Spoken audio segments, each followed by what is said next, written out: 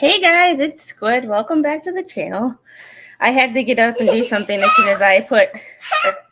You're not stuck. She starts to go, help, help, I'm stuck. She climbed in my chair, and when I moved her out, she was not happy. How is everybody doing today on this gorgeous day? Gorgeous day. It was really hard to get out of bed 2 minutes ago. Wow. Well, you gonna brush your hair? Like we just didn't already do it and you screamed at me? Mom life. I love it. How is everybody doing? It's a great morning. The little got up at like 4 o'clock this morning, so we fell asleep at like 6:30 again. And then she decided to sleep until 8. So I'm a day late and a dollar short on like getting everything that I usually get done in the morning, including like waking up. I haven't eaten breakfast. Her breakfast is right here. Like, hi. Oh. No. Then you hand me your brush, but don't want me to brush your hair. God, I love you. You have yours is right there.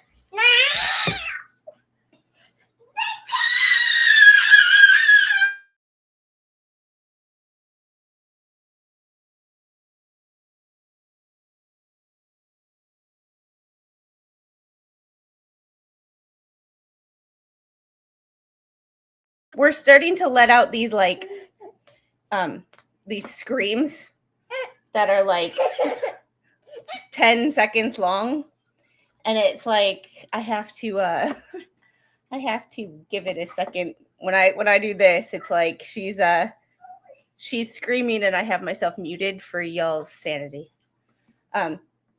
So I love people who leave rude comments on my channel. I love it. It's hilarious to me. I had somebody comment yesterday. Let's read, shall we? I took a picture of it because I sent it to somebody. She said, Carrie Lugo 8908. Good Lord, you're not going to get a lot of people to watch and subscribe. You can't stay focused for more than a paragraph. I know, I don't have to listen, and I won't again. All you small channels trying to get views on this case by copying others.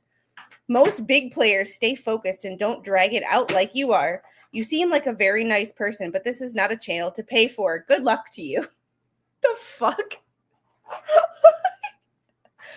For one, I don't copy anybody. I do my own thing. Secondly, I am only covering the What the Hales case because Bruce threatened my family. When you threaten my family, I just go to annoy you, and I'm the only reason that I'm really covering that I started covering that case is to annoy Bruce. And I am not on any team. And I'm sorry, but staying on topic, have y'all ever met Megan and Tug? I love them dearly, but damn can't stay on topic. So don't come at me. So this is what I said. It was like, I'm communicating with my chat. I'm sorry if that makes you upset, but I enjoy my chat and the people in it.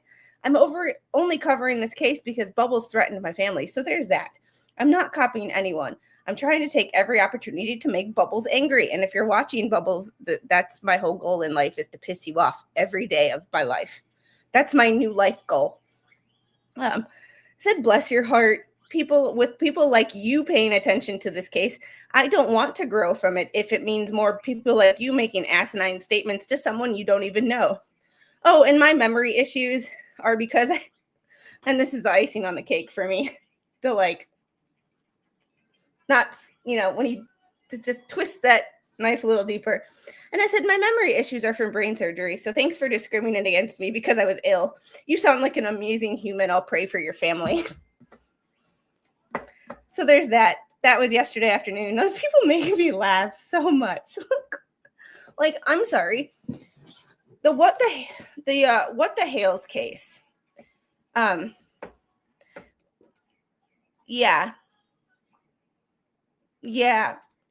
So, well, the thing about it is, like, I am just me. I do my own thing.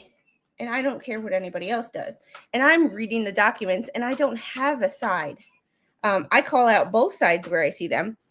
And also, like, I'm only talking about this case because one of the parties involved in the case personally went after my child.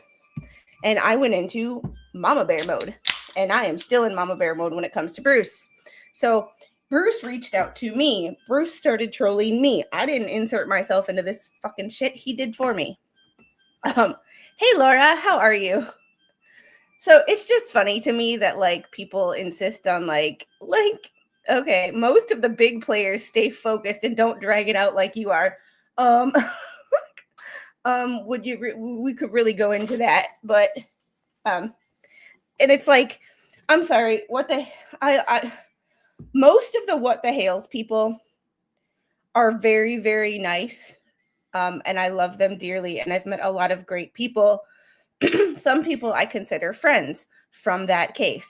But there's a lot of people who are like, I don't necessarily agree with the hater channels on everything they've said.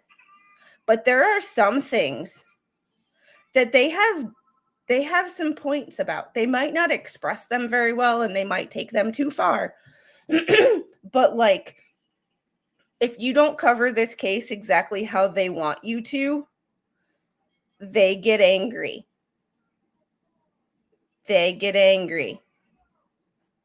Like, they get upset. If you're not all over Jeremy's nuts, and no offense to Jeremy, you have your 2-inch pipe. That's George's. I'm not getting into that. But, like, they are slightly overbearing and obsessive. Most of them are not, but there are some. Like, the first time I ever covered that case, they were like, well, you have to pay attention to this. You have to pay attention to this. I don't have to pay attention to fucking shit if I don't want to. And with all the drama that's going on outside of the case, it makes me want to pay attention to it less. So it's just funny to me that, like, if people like that are going to judge the fact that I interact with my chat, well, you know, that's a them thing. That says more about them than it does about me. So getting back into this, we are going to get back into this Justin Baldoni crap because his case seems a lot more, or his suit seems a lot more plausible to me. I just don't I don't buy her bullshit. It's like everything else today. You have to agree with me and you're else. And you'll realize that I don't agree with a lot of people that a lot of things say. It doesn't mean I don't like those people. It's just like in life, you're not going to agree with everything. Like, some people are like, now they're all like hating the judge. Or they're like, I'm not liking this judge as much as I used to. My mentality on it is you're going to win some and you're going to lose some. If you've ever watched a court case, nobody wins 100% of their motions. Nobody agrees with the judge 100% of the time. But I believe in this case, everybody's like, he's not strict enough on Bruce. I think the judge, and this is my take, and you don't have to agree with me, and that's fine, but he strikes me as a Judge Arthur kind of person. Lays the smack down when you are in his courtroom. However, when you are writing motions, because things can get misconstrued through text, instead of, because when you're writing emotions and you're texting, like say you're texting someone, they don't see body language. You don't get inflection of tone of voice. So I believe with these motions, he is walking a very fine line because he knows that certain people are scheming and trying to get him thrown off the case, which is why you've seen him get an attitude in some of the orders, and then you've seen him rein it back because I think he reads his own motions like, oh shit, I got too emotionally invested in that. I need to back up.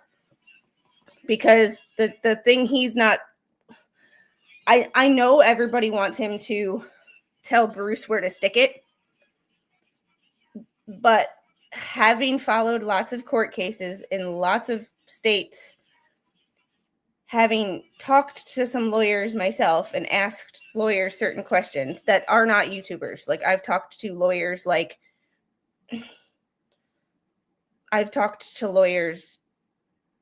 that in my own real life world, that I have been like, well, do you ever want to just tell somebody to go F themselves? And they said, yeah, all the time. But here's the kicker. You have to maintain that professional boundary. Otherwise, you are not doing your job.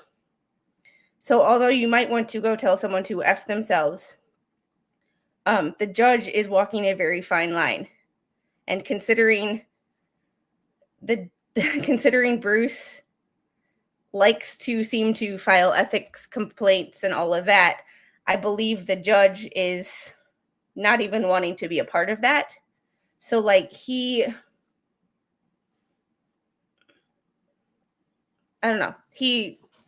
walks a very fine line. So there's people that are starting to say, I don't like the judge's decisions. You're going to win some, you're going to lose some. Even in the most obvious case, like Sarah Boone, for example. No offense, Sarah, but you were guilty. Everybody knew you were guilty. The only person who didn't think you were guilty was you. Judge Kranick even sided with Sarah Boone on some of her motions.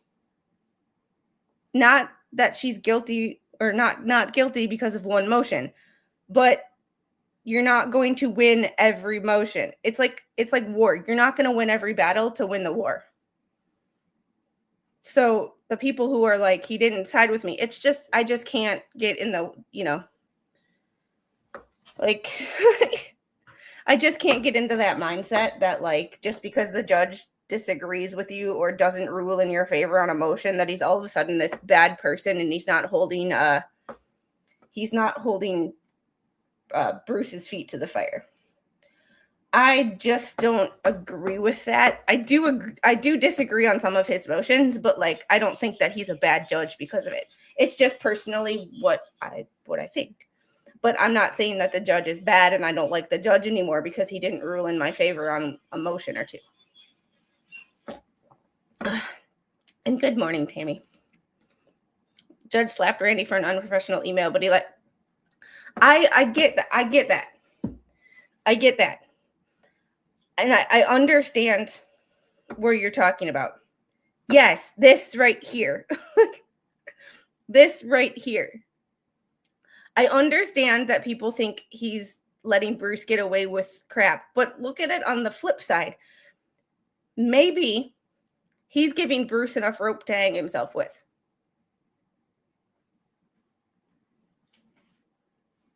I mean, he might be in the sense of he's told Bruce some things, but it's also an email. It's not a court motion. So yes, it's wrong to get unprofessional in an email, and I think it's unethical.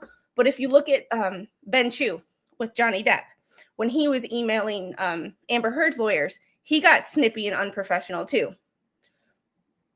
And that's Ben Chew, and we all love Ben Chew. But even Ben Chew got bitchy and snippy and unprofessional. So like we have to look at the whole picture and not just one or two things, because Bruce is sneaky. So I think, Tammy, you bring up a very, very good point. Bruce knows, or the judge knows, that Randy it can take a slap on the wrist. No, the emails were to each other's lawyers, but they were put into motions. So, like, sorry, I just had to discuss this because I've seen it. Like, I had a couple comments yesterday. Come here. Of people saying that they're starting to not like the judge. And like, I see what the judge is. No. Well, no, we're not making another short. We figured out how to make shorts. And then you throw it. That's all you got. So, like, oh yeah, Randy Travis. So, there's that. All right, getting into this. I just had to address some comments from yesterday. Only one did I 100% disagree with, which was the one I read on screen. But the other ones were like, I just had to give my opinion because, and I don't hate the judge because he doesn't agree with me on everything. I think that the judge should file a freaking bar complaint against Bubbles. But who's to say he's not? There are things going on behind the scenes that we may not be privy to. So, and us not being privy to them, we don't know what's actually in the judge's mind. Because like I always tell people, and like I got from Charlotte Dobre, move in the shadows. You don't always put what you're doing for everybody to see. You move in the shadows. You do things behind the scenes that you know will affect the outcome of a situation, but nobody else can see. I think the judge is playing the long game, whereas Bubbles seems to play like checkers and the judge plays chess. So, there we go. But also, I'm hungry, so, there might be that, my hangriness. I haven't eaten breakfast yet, so excuse me.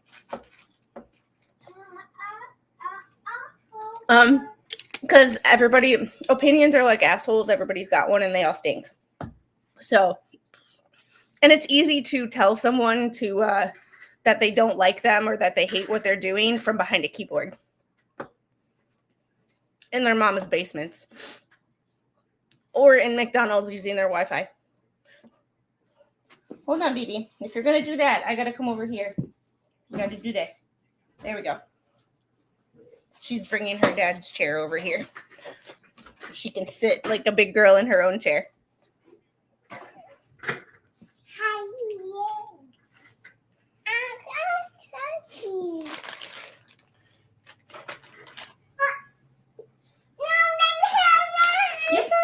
You're fine. I was just making sure you didn't spill it. She's. Whoa. You're not stuck. Hi. Co-host has returned. So, hey Squid, I talked to Jim. He assured me you were only friends. He's also dating a lovely person called Pilates. Oh, I have to look at what the workout is today too. I did not look, and I'm kind of scared because my gym posts the workout for the day. All right. So we have more name Bruce. Bubbles hasn't ruined the name fully. Nope, he hasn't. He's tried. But I think he gives and Gabby can Gabby, when she comes here, can defend her state. But I think Lally, the police department in Canton Police Department, and Bruce have given Massachusetts a very bad name. So we yeah. Oh my goodness. Oh, y'all want to hear what I'm going to do after we get done here? Pause front squats. 1 by 2 heavy 2 rep pause front squats. Pause below parallel for 2 seconds before standing up, and then a workout called Camaro. 2 rounds of 15 power snatch, 15 bar facing burpees, and then 2 rounds of 12 overhead squats, 12 burpee box jump overs, and then 2 rounds of 10 full snatches, 10 burpee box get overs. Yuck.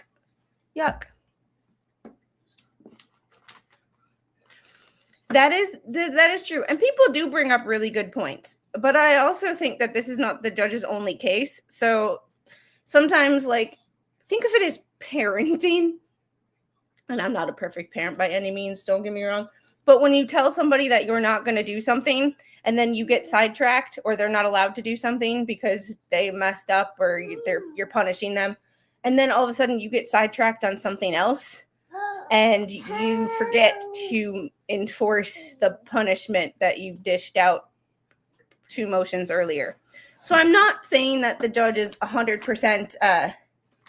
I'm not saying that the judge is perfect by any means.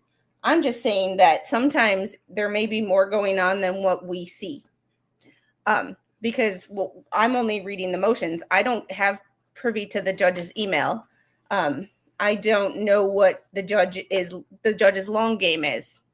So, Squid doesn't get dizzy anymore. Yes, Squid still does get dizzy. I know you're joking, but like Squid has vertigo. Part of this, Squid has vertigo. So like when wall walks, GHD sit-ups, your girl goes, Sometimes sitting here, I will turn my head too fast from one screen to another, and I will have to pause. Yes, got to remember this isn't his only case. Yes. So there are things, it's always like, I'm the type of person where I don't like to jump to conclusions without all the facts. And knowing that the judge is a federal judge and has a lot more going on than these two people, we have to be wary of what else might be going on that we don't see. That the judge might be Also, there's a difference between what you think, what you want to do to somebody, and what you legally can, and what you put in motion. I'm sure this judge does not write motions when he is emotional. Because like some other people, me included, when you write shit when you're emotional, it doesn't go well.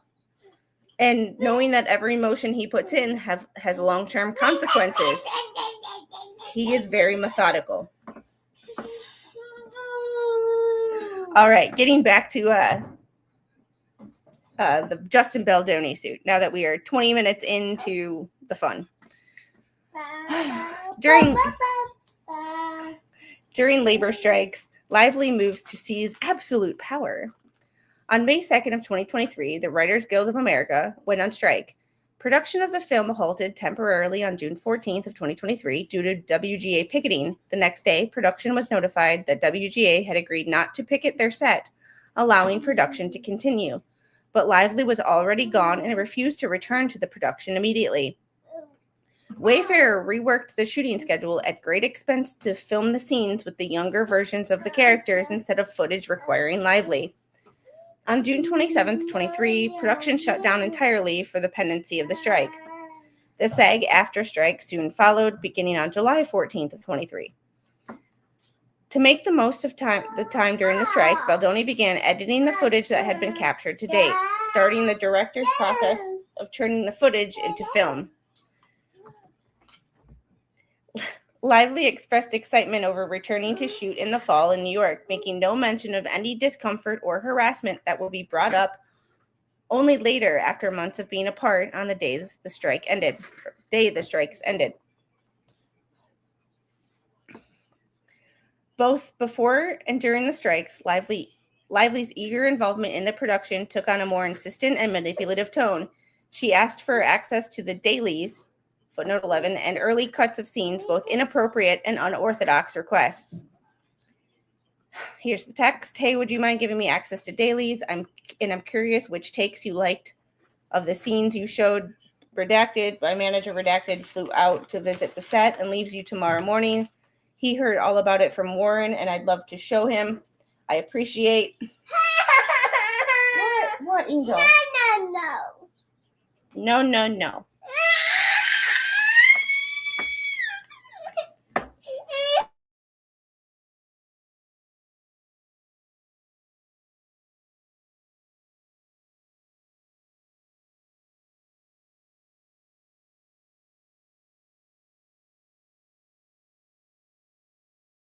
This little one doesn't know what she wants. She pushes herself away from the desk and then gets mad.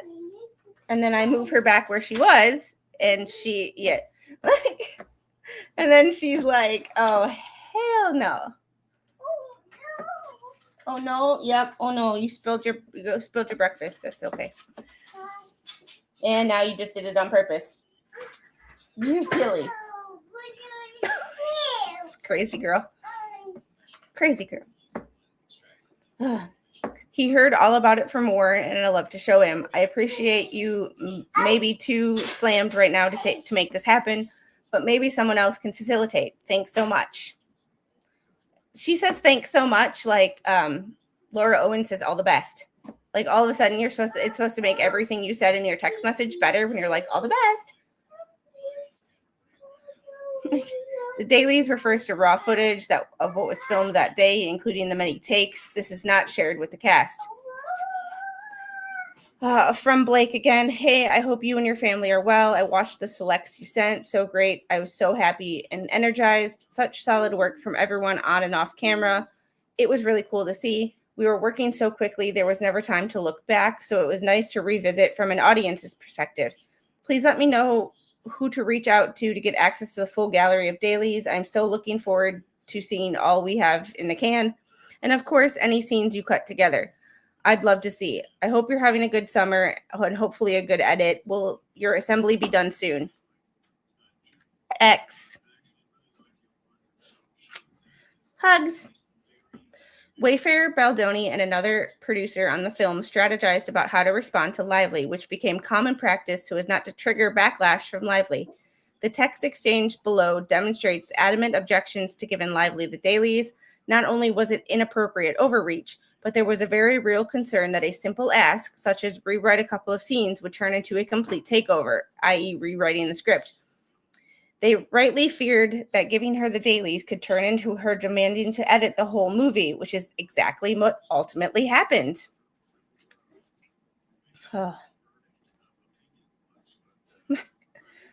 This is outgoing.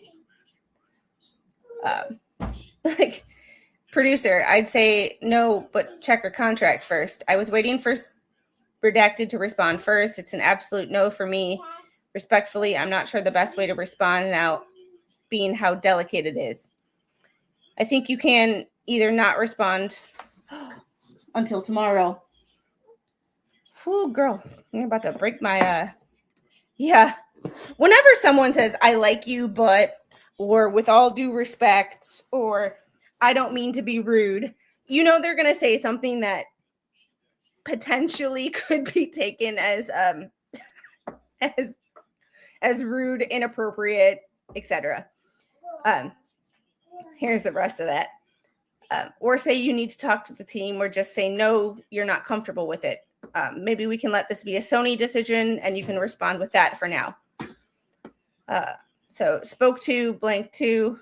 I think I'm just going to say yes and send her a playlist of a bunch of good takes from the different scenes that last for 3 or 4 days. Redacted said no. We all said no when you're going to send. No, she liked the idea of a playlist. No to access to all dailies. I wasn't clear in text. It's like, okay, copy. Makes sense. Basically send her a playlist of what I showed her agent. And then if or when she responds and said, can you send me everything? That's when I'll say I'm not comfortable with it as I haven't seen everything. Yeah, she wants to see everything before he has. That's just weird. Yeah, I agree with that. Also, this is exactly how the writing process started. She asked if it was okay if she could take a pass at some dialogue tweaks on the rooftop scene. Just talked to Blake. She's in very good spirits and seemed happy about this. Very nice conversation. Good, great to hear. After consulting internally on how to respond, Baldoni politely pushed back, explaining that it was too much. It was much too early in the editing process to share much footage. This is from Justin. Hey, sorry for a slow response. Yes, family's good. Brutal being away for so long and happy we are finally together. Lots happening. All good things overall. Had to hire new editors who I adore. They are going through everything now. I'm so happy you felt energized by what you saw. Your performance is really, really beautiful. Stunning, actually. Wow, blowing smoke up her butt. About the re-dailies, obviously, you know I want your input. That's why I sent the 5-hour playlist. But at this point, it's too early for me to share all the dailies. I start my cut in early August, given the new editors, and still going through the rest myself. Also figuring out our shooting plan, as I have to cut and combine and find ways to scale down for budget. Once I'm physically in the edit and have touched the scenes myself, I'd love to share with you. Hope you enjoy this time off with your family. So, like, Hey, Flesh. You did not. You did not. There is not a P.O. box for my channel, but you did not. New court rules. If you file a crap document, then you get throat punched.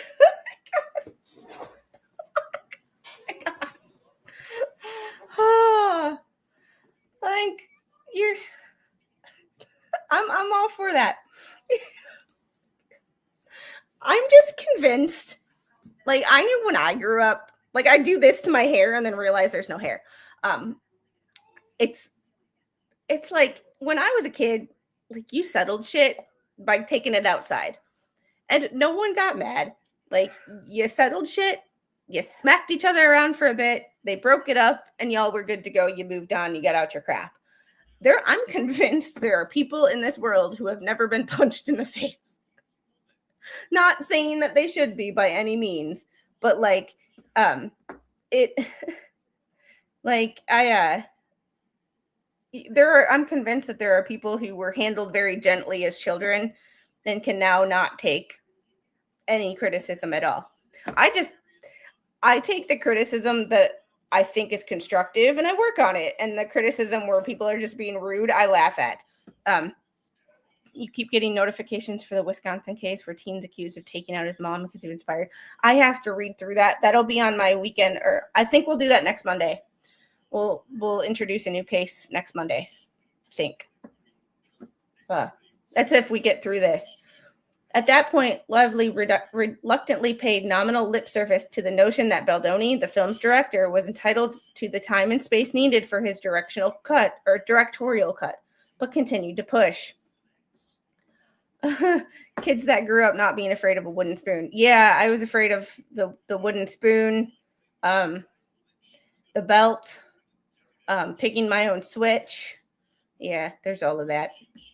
Like, I didn't grow up with authoritarian parents, but at the same time, like, mom and dad had to tell you multiple times to do something, and you still didn't do it. They was gonna make you do it. Mom, why do you have the remote for the TV? You want the TV on? Okay, I will be right back. She brought me the remote for our TV. I will be right back. Y'all get a snack.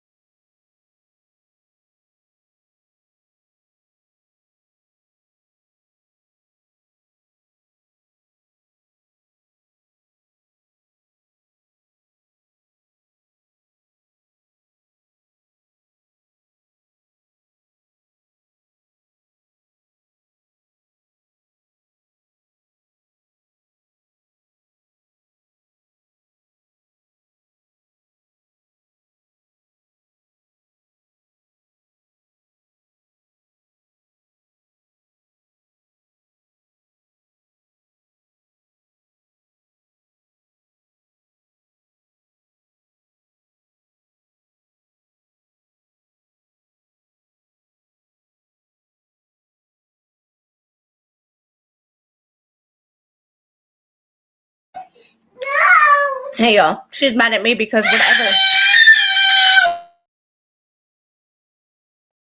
whatever I put on the TV, she didn't want. So we're just we're just there. It's toddler life. What are you gonna do? So I put myself on the computer, but she couldn't, or the phone or the TV, but she couldn't see me. So it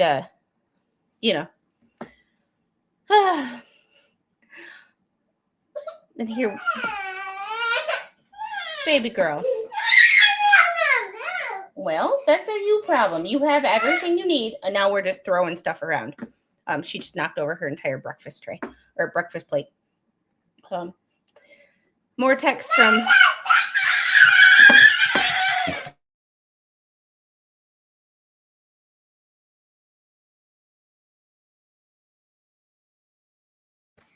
She's throwing a fit. She'll get over it. She's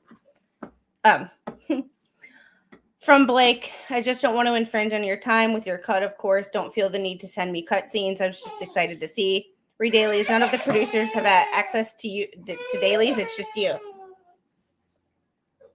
Baldoni shared limited scenes with Lively, feeling uncomfortable all the while, yet he already knew that he had to bow to Lively's demands in order to get out the film and its powerful message. Finally, he put his foot down, sending Lively one final scene, and then telling her he would not be sending any more cuts until he was finished with his editorial process. Sorry, back-to-back meetings, all good, love the excitement, and I'm excited to show you when the time is right. Not just me, Redacted, and Jamie have access to the dailies, but not assemblies or cuts. Happy birthday, Blake. Coincidentally, today is the last day of my edit as we are close to the room until we shoot again. Closing the room until we shoot again. It's been widely successful, and I'm so happy. You are so fantastic in the film. I'm sending you over one of my favorite sections. I won't be posting or sending anything to anyone after this, but I'm excited.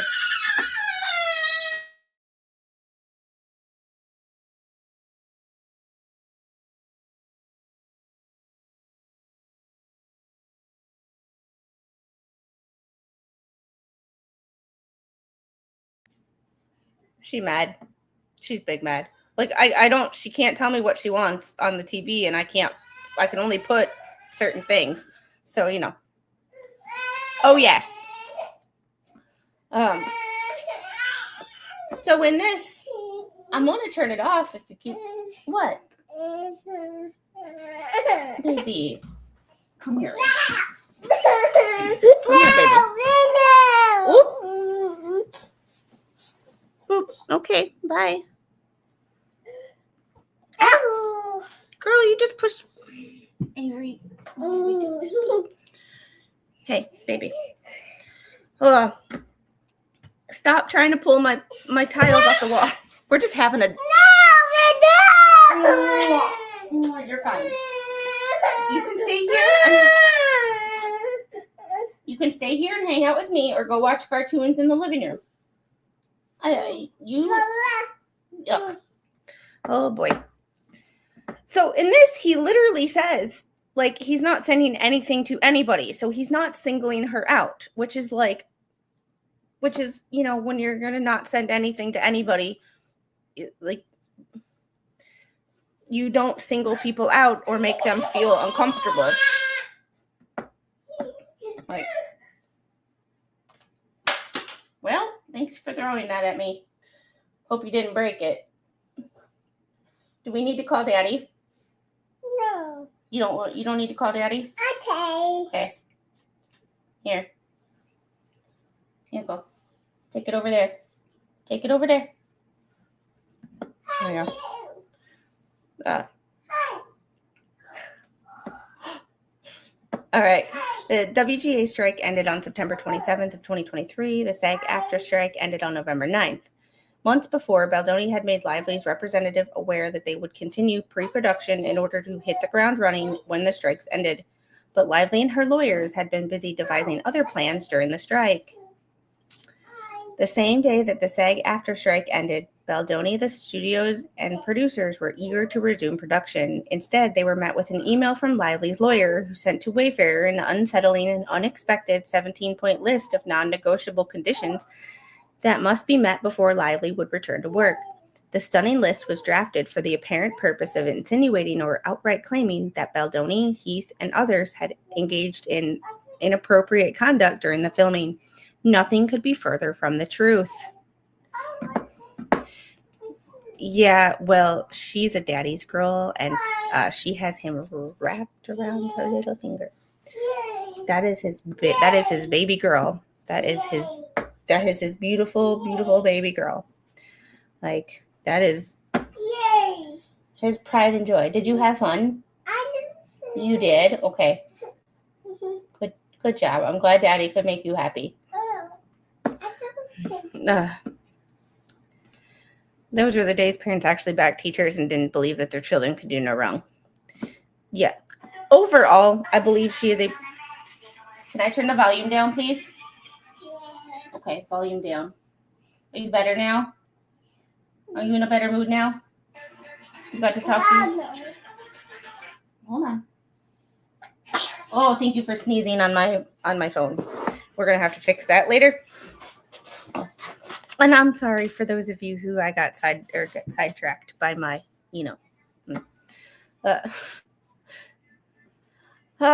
Wayfair, Lively, It Ends With Us, Confidential. We saw this email in hers.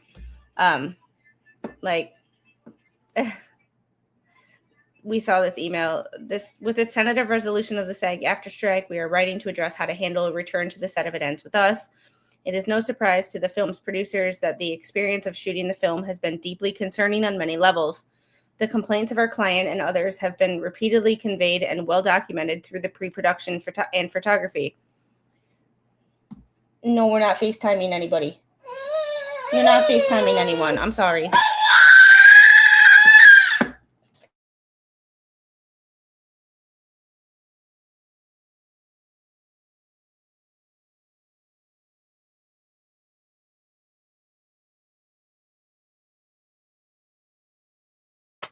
I took my phone because she hit me with it. So we're not having a good morning. While we reserve all legal rights...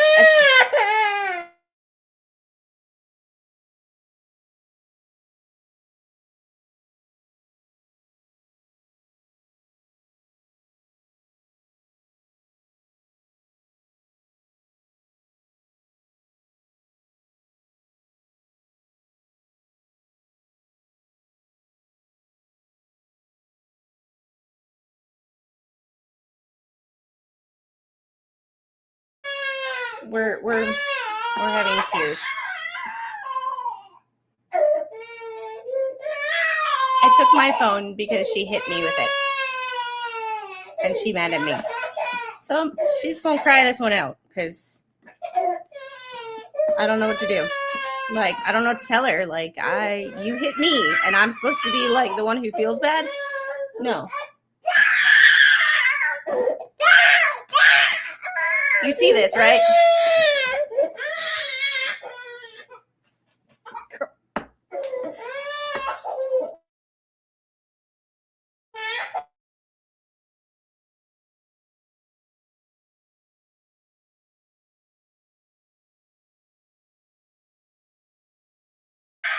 I apologize, guys.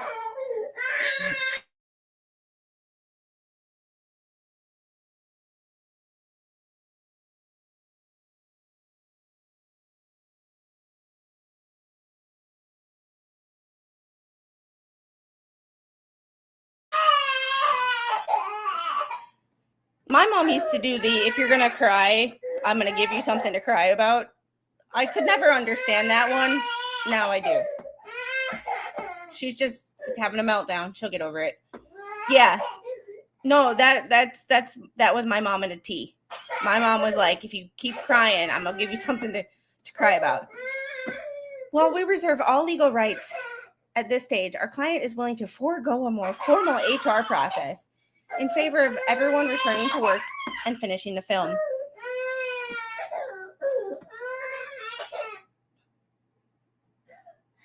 She stopped and looked at me like I was supposed to give her attention. Like, is she still looking?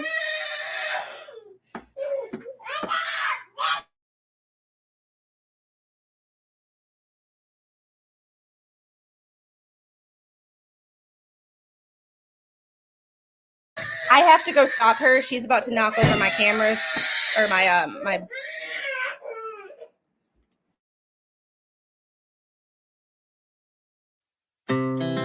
Our hearts beat to the city streets. We began to feel the fire. We rise like tall buildings as the chemicals, they take us higher. The night's young, it has just begun as she puts her hand in mine.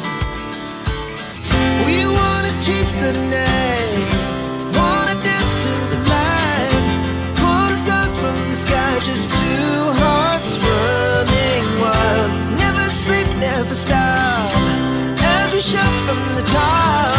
We're gonna be two hearts running wild.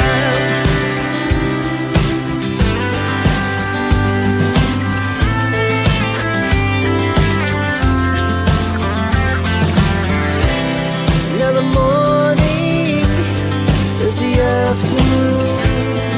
We lay awake in bed. The glass so loud as the hours pass. We're gonna do it all again. We wanna chase the night, wanna dance to the light, pull the stars from the sky, just two hearts running wild. Never sleep, never stop, as we shout from the top. We're gonna be, we're gonna be two hearts running wild.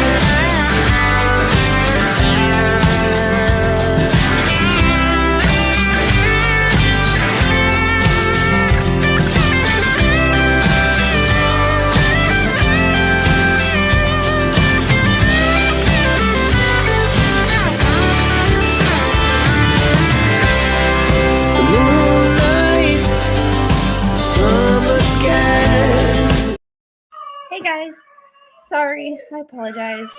We are having a full-blown meltdown, and she has literally destroyed her room, my office, and the living room, and everything that she is able to knock over, she has. Like,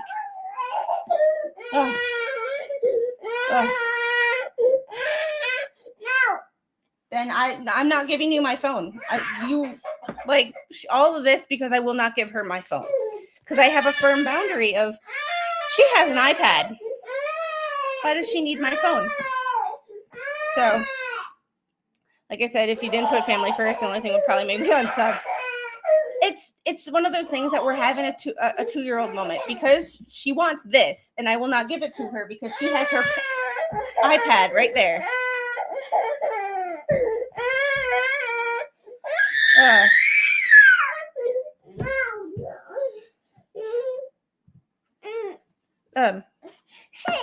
No, I'm not giving you my phone.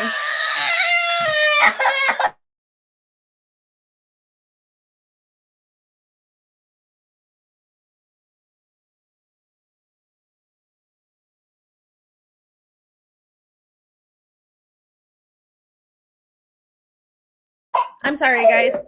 She wants my phone, and I will not give it to her.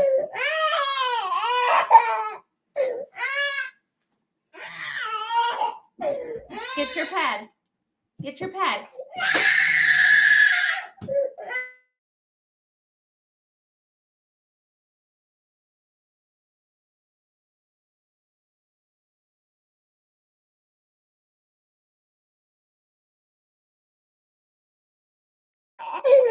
You want to show everybody? You want to say hi?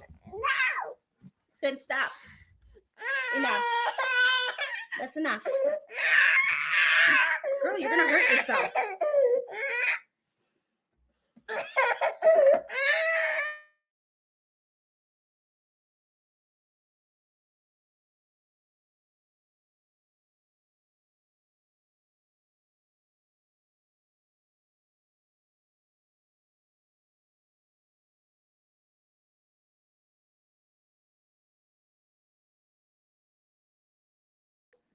Oh, boy.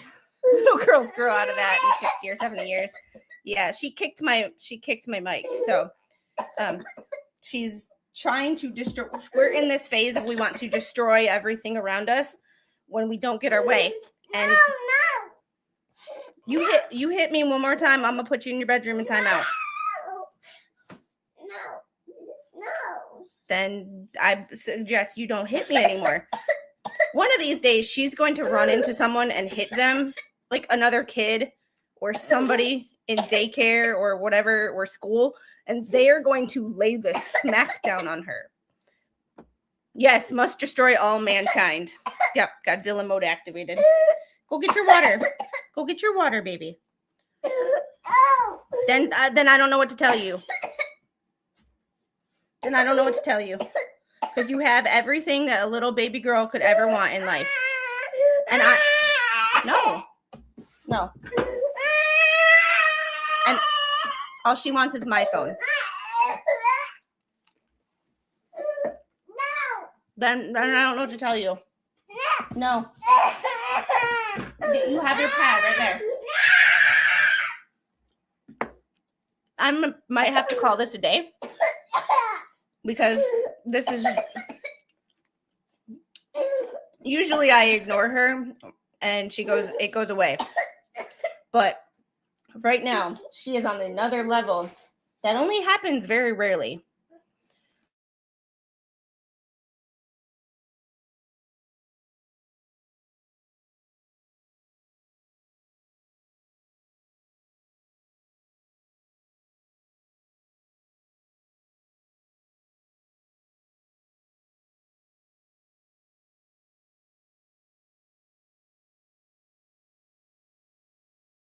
Girl literally had her iPad running right there and she wouldn't go to it. So I brought her over there.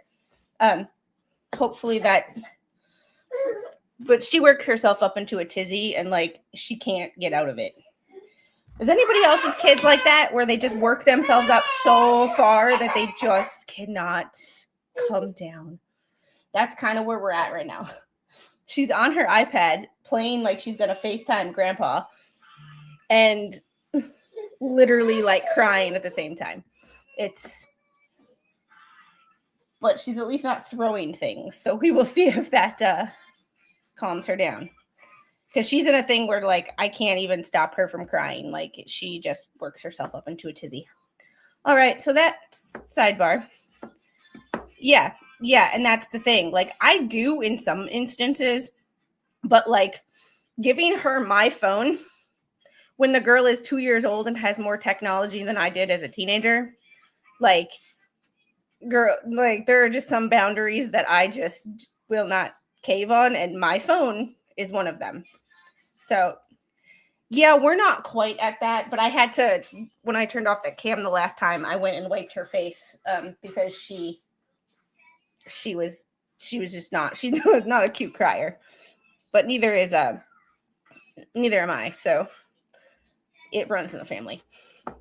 I'm still like that. Oh boy. All right. We're going to start this email over. And I'm sorry if that gave anybody a headache because it did me. Oh, you just missed the meltdown of the century. The meltdown of the century.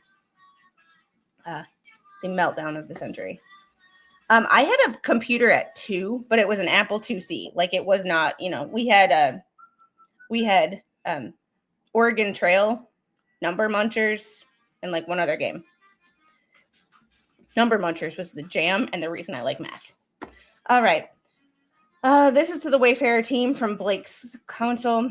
With the tentative solution of the SAG after strike, we are writing to address how to handle a return to the set if it ends with us. It is no surprise that to the film's producers that the experience of shooting the film has been deeply concerning on many levels. The complaints of this is like pearl clutching. I wouldn't give her my phone. The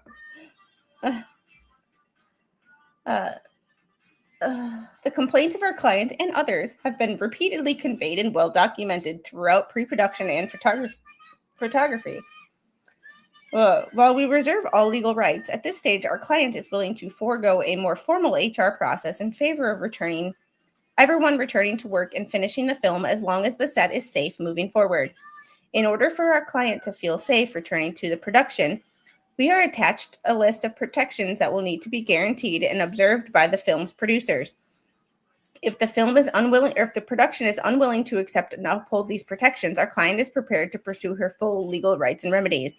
This letter is not intended to constitute a full statement of all facts and circumstances relating to this matter.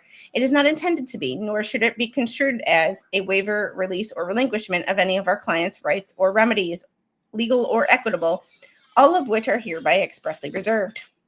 Jesus. Yeah, I know. But at a certain point, it's like there's a certain boundary that I'm not going to give up, and that's my phone.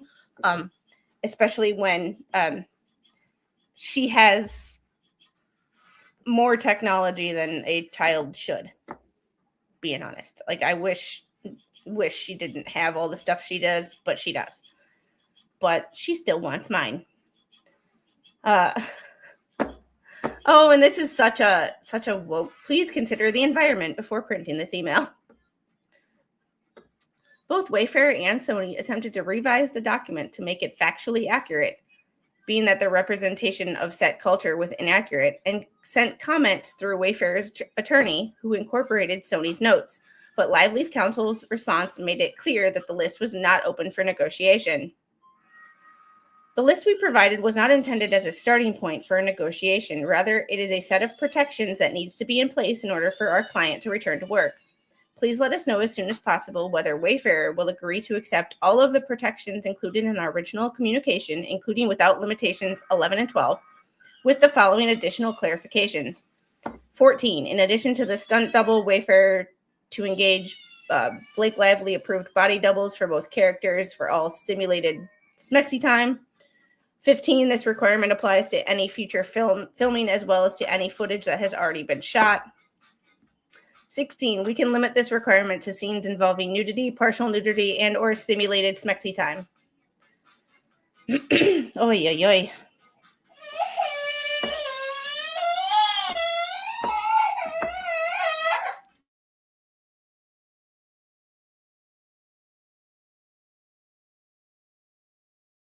Somebody didn't get a good night's sleep last night. It was clear that Wayfair would have to sign the document as is, despite the falsity of its insinuations. The alternative was to lose millions of dollars, cost hundreds of people their jobs after they had been out of work for months, and destroy their relationship with Sony. Nonetheless, the demands themselves were agreeable. Indeed, some were already in place. To illustrate the distorted and downright fictional basis for the 17-point list of demands, each of them is addressed in turn below. Oh, this is what I wanted to see. This right here. Because in the other case, or in the other lawsuit, like, they never stated if something was already in place, what had been happening. They just gave their list and called it a day. I want a breakdown of what each. This is what I wanted. Let's put it that way. Point 1, intimacy coordinator. Lively demanded that an intimacy coordinator be present at all times when Lively was on set. In fact, an intimacy coordinator had already been engaged during the first half of the production. So Wayfair took no issue with this request itself, despite both Lively and her attorney knowingly insinuating there was not one. On or about March 20th, 2023, nearly 2 months before filming began, Baldoni met with the intimacy coordinator, and in early April of 2023, more than 6 weeks before production commenced, she was engaged. Lively was aware, as Baldoni had informed her in writing on or about April 6th of 2023. Lively's attorney was also aware, as documented in May 8th, 2023 emails between her and Wayfair's attorney, within which Wayfair provides her the intimacy coordinator approved nudity rider, following by written confirmation of said approval.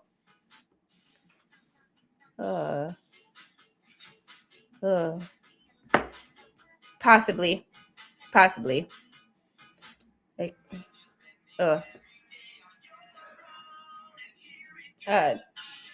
to Wayfair's counsel, CC'd Lively's counsel. Hello, I hope you had a good weekend. Attaching here Blake's nudity rider for your review that has been approved by SAG Intimacy coordinator, apologies for the rush job, but please note we need this signed by tomorrow, reserving customary rights. I look forward to hearing from you shortly. All redacted. Lively's and Wayfarer's counsel, this was to them. Do you have a written approval from the intimacy coordinator for the exhibit that you can share? To Lively's counsel, confirmation for that redacted attached here. Let me know if you need anything else at the moment. Thanks. The nudity writer. Yay. Although the presence of an intimacy coordinator on set is not a Screen Actors Guild rule, but rather a recommendation, Baldoni was eager to engage one from the start to ensure that talent, himself included, felt safe during intimate scenes. It was also important to him that the intimacy coordinator be a woman to help craft smexy time that would speak to the most female audiences of the book, i.e. be written from the female gaze, a fact Lively later mocked in both her complaint and her CRD complaint. Footnote 12. Oh, yeah. Huh. Given both Lively and Reynolds' firsthand knowledge of these facts, Lively's insistence in her November 9th, 2023 return to production demands on the constant presence of an intimacy coordinator was baffling. However, because Wayfarer had already engaged in an intimacy coordinator, they had no issue with the request, and given that the request came with the threat that Lively would not come back to work after months of filming and planning, Wayfarer acquiesced. The acquiescence, given the written caveat that Wayfarer disagreed with the characterizations, was later used by Lively to falsely suggest that an acknowledgement that there had not been an intimacy coordinator at all. Point 2.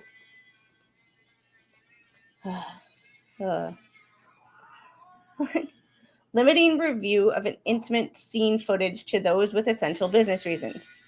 Given that this was already standard practice in the film industry and in practice on the film set, what did she think? That they were passing around smexy time footage?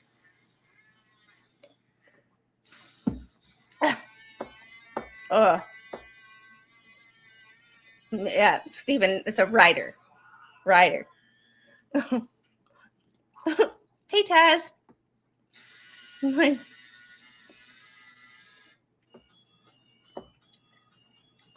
Yeah, and if you rent, you generally have like the lead paint and it's all the attachments. They're technically riders. When you buy an insurance policy, and like you buy a life insurance policy, and this is going back to my insurance days, and like you buy a life insurance policy, there's clauses that are written in the rest of it that don't work. Have a good day, Tammy. I need to add Squid the what was it? The collector of Tammys? The Tammy Wrangler. Or the Tammy Whisperer. So she made this out to be like, this is being sent around to everybody. It's like, no, it's in 3 people's hands. The producers. Like,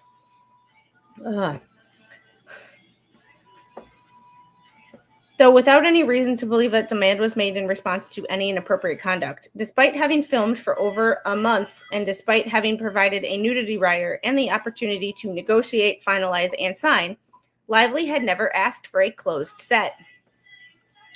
However, production had always adhered to this and had no problem agreeing to this demand.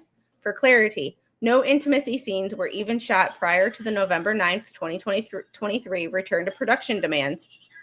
There were Therefore, under no circumstance did Lively shoot intimate scenes without a nudity rider, as suggested in her complaint, and production did not violate any SAG-AFTRA rules.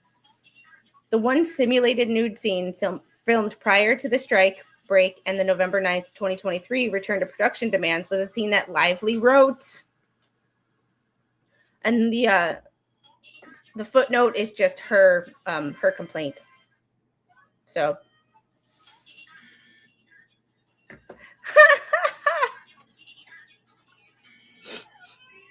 yeah, it's generally certified occupational therapy assistant, but I can change it because I don't work in OT anymore. Oh, yep. I got it.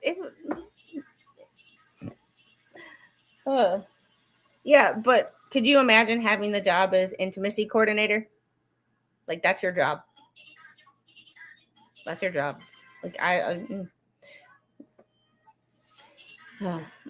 there was a scene that Lively wrote, knew of in advance, and directed the action for, and she never requested a nudity writer or intimacy coordinator for that scene. Tammy certified, Tammy approved.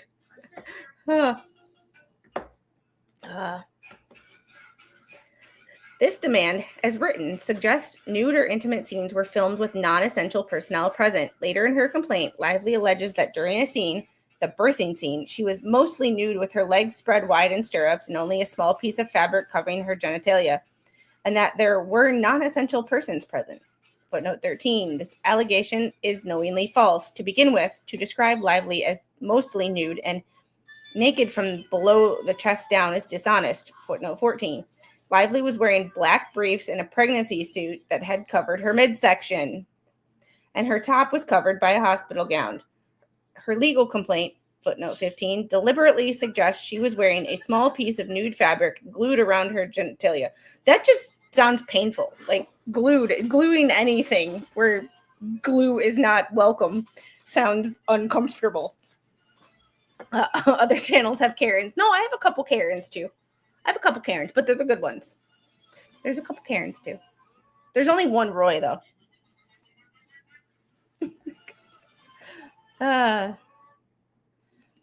Everyone's good as yeah, right. Yeah,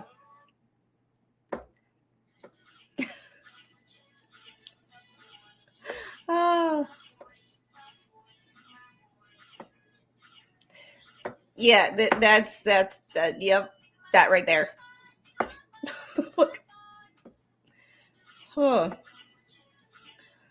By stating that this is generally what female actors use to provide some minimal privacy without disturbing the shot, leaving the reader to believe Lively was only wearing this small fabric. That's what I thought. But I also don't work in Hollywood, so I don't know what's normal. Hi, not good with names.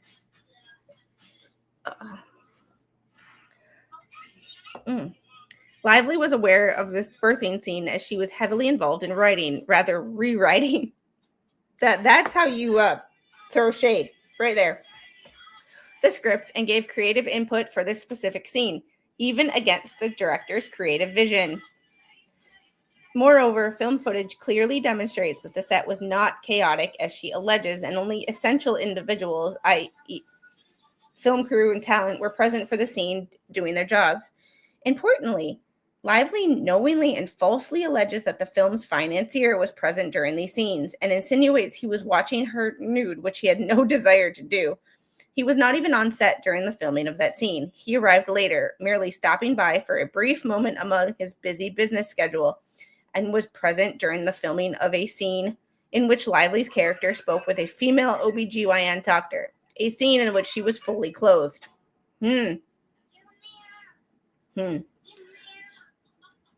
All right, footnote 13 was her complaint. Paragraph 52.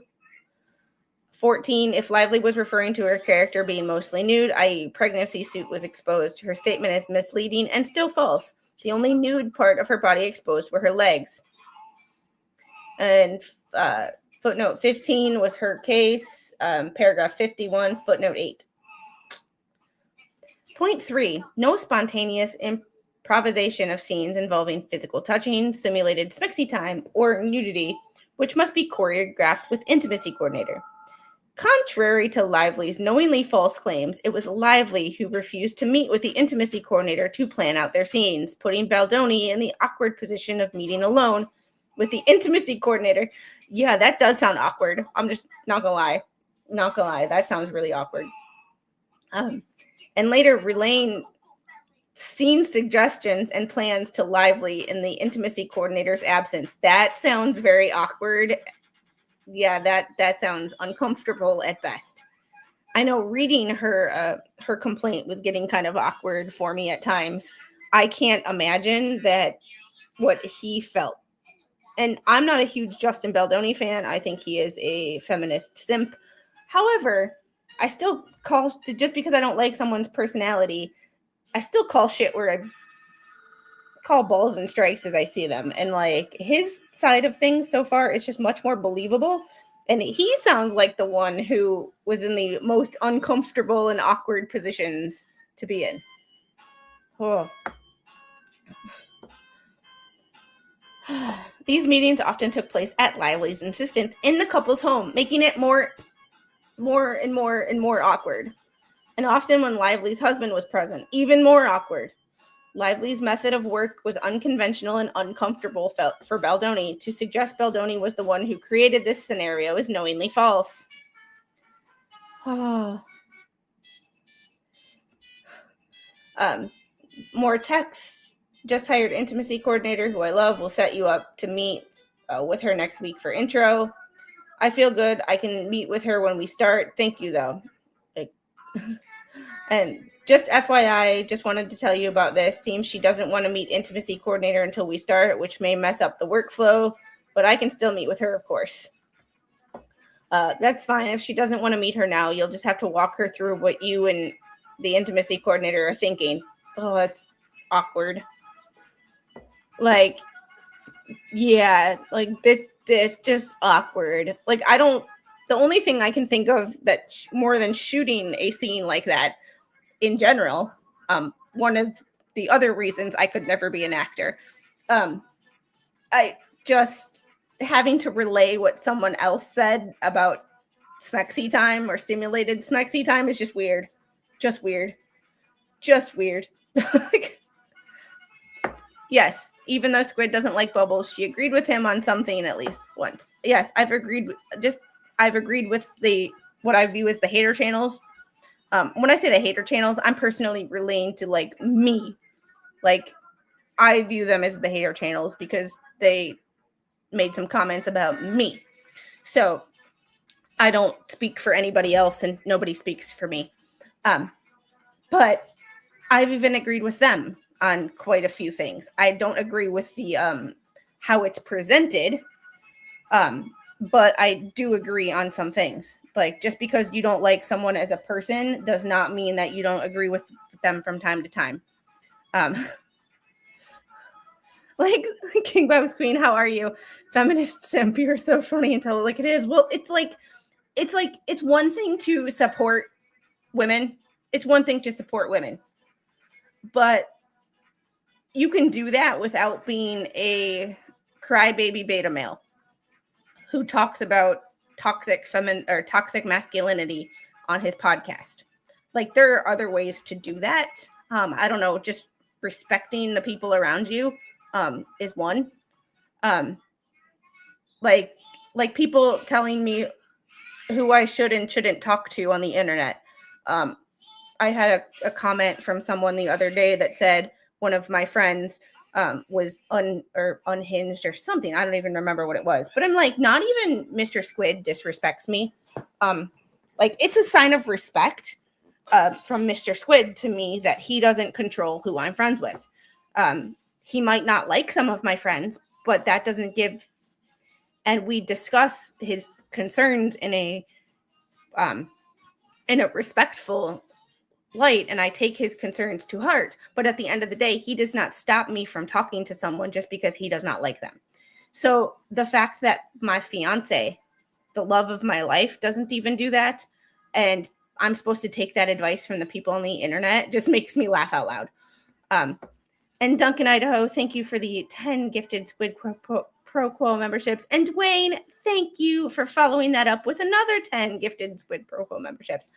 Y'all are part of Tentacle Nation, and you are part of Tentacle Nation against your will. Flash fan, you have to, like, there is just something, like, I don't know what it is. But y'all are now part of Tentacle Nation against your will. Welcome in. I think every Thursday I'm going to do members stuff. So that, because Thursdays are a good day for that. I did a members only live stream last Thursday. Like, you're like, you're not good. Yeah, it's okay. I'm not good with sports. Well, I love sports. This is just weird. getting back to this is just weird. It's your YouTube being dumb. Rolling for Flash. And I don't have studio open, so I don't know who, like, control room open, so I don't know who they went to. Let me,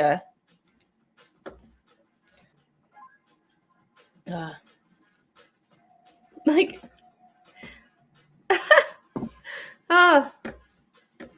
so they all went to Dwerg Schnauzers, Christy Watson, Shelbell, Hey Joe, Frederick, Rick Justice, Carol Welch, Maddie, Serendy Finch, Jagger 55, Trish Jax's mom, and then Michelle Natalie. And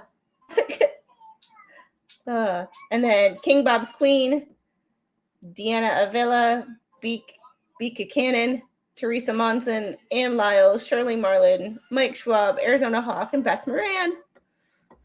Welcome. Alrighty.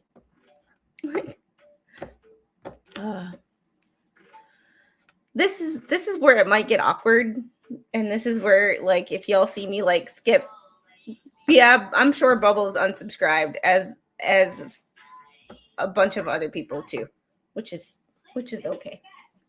It sucks that they believe some things that aren't true, but that's them. Yep, Flash fans, my little bro. As a result, many Mexi time scenes were not written with simultaneous collaboration input from both Lively and the intimacy coordinator. As Baldoni had long intended, the female gaze that Lively distorted in her CRD complaint, and on information and belief, circulated to the New York Times for its publication weeks before filing her complaint with the court. In the end, Lively rejected all of the intimacy coordinator's proposals to rewrite the scenes herself. That's just awkward. Like, this whole thing's just awkward. And this is where I say that I refer to my point that her being 4 months postpartum might have had some things to do with this. Oh, and Dwayne, thank you for becoming a new member. You not only gifted memberships, you became a member yourself. This is just an awkward situation. Like, being 4 months postpartum and still being nursing and having those hormones I can imagine that they distorted her interpretation, at least some of them. And Carmen, Spawn of AJ, thank you for the gifted 5 Squid Pro Quo memberships. Let's see. They went to James Latner, JWH78, Larry Beliles, Don McKean, and one Red Tech. Blake was like, I got kids, so I know how to do it without a coordinator. Like, Lively is a horrible, manipulative predator. On the other hand, Baldoni is an embarrassing cringe. Yeah, just because I agree with Baldoni on this particular instance does not mean that I'm like, I don't like everything he does. But you can be right, and I still not like you as a person, but you can be right. And this is just, yeah. If I would have said, if it was me in Justin's place, I would have said, I am not talking to the intimacy coordinator without you there. And I would have written it into her, contract. And if she didn't want to do the contract, I would have found another actress. Sorry. Most egregiously, Lively later used these circumstances created entirely by her to accuse Baldoni of insisting Lively to do uncomfortable and gratuitous scenes that were, in fact, proposed by the intimacy coordinator and, by all accounts, very typical asks of any actor performing simulated smexy time. This well-documented and handwritten notes Baldoni took during meetings with the intimacy coordinator and later read to Lively. Lively, in her recent allegations, misrepresented these ideas as personal, despite the fact that they were workshopping scenes for their characters. Lively's inability to discern the basic premise of the divide between collaborating on a film and personal interactions with her co-star and director is woven throughout her claims of harassment. And Carmen, thank you for the 20 Squid Pro Quo memberships. You are amazing. And no. Look at all these green. Look at all the green. Wow. Ken, it's the turn. K-Matt Red Queen, Message Fines.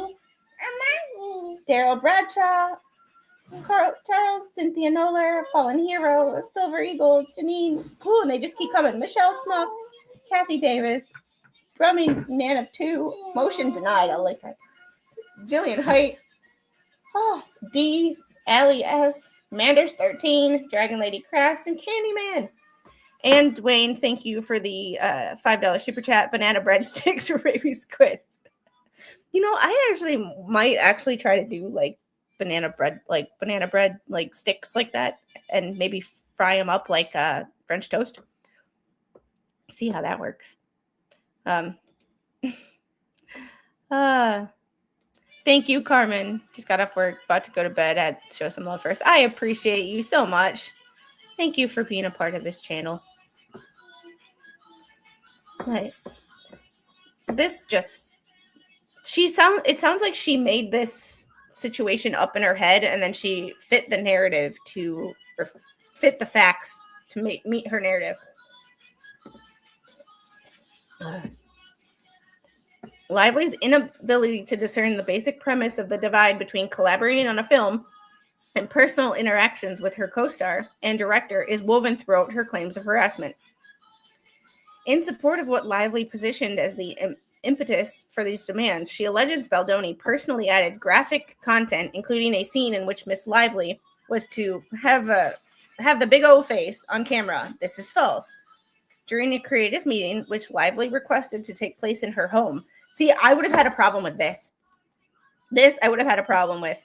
If you were doing anything intimate or having to talk to anybody, like any intimate stuff with anybody, I would not be doing it in their home. Like that's a big no for me. I have to turn down the volume on her pad. I'm just turning the volume down. There you go. There you go. Whoop. You changed it. Mommy just changed it. No. Well, I just turned the volume down. Morning, 821. Like, this is just my personal thing, but like, if you have to film these scenes, your personal home, no matter how big it is, no, because too much can be misconstrued. Like, too much can be misconstrued. Like, even like going all the way back to Johnny Depp when they had the meeting with their expert witness, Dr. Mommy. They did that in his house. I had a problem with that. I agreed with the defense on that point of it never should have been taken place in his house. Like, I have a problem with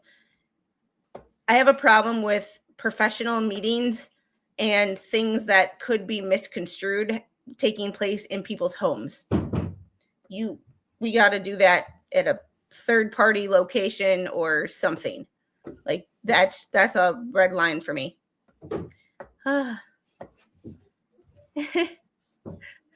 That would be yes, Carmen is the coolest.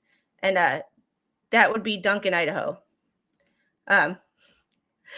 So like I have a huge problem with any of this.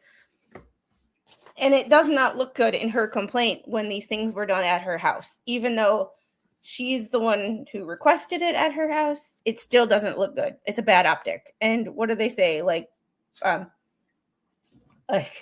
just the way things look, like, we never want bad optics. Because, yeah, it's just cringy. You could put them in a new air fryer. Just saying. You did not seriously buy me a new air fryer, did you? Like, yeah, intimacy scenes filmed in your own home sounds like an OnlyFans shoot to me. Yeah.